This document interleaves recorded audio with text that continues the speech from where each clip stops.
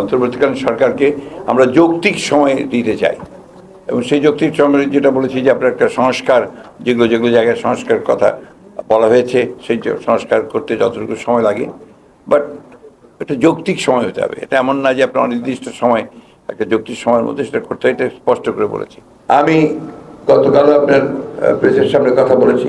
আমি বলেছি যে আমাদের এই সুযোগ আমরা নষ্ট করতে চাই না। আমাদের যে গার্বেজগুলো তৈরি হয়েছে, যে জঞ্জালগুলো সৃষ্টি হয়েছে, এই জঞ্জালগুলো দূর করতে চাই। আর্মি অথবা আপনার পুলিশ তারা এখন পর্যন্ত, স্বরাষ্ট্র মন্ত্রণালয় তারা এখন পর্যন্ত আমাদেরকে সুনির্দিষ্টভাবে কোনো কিছু বলেনি।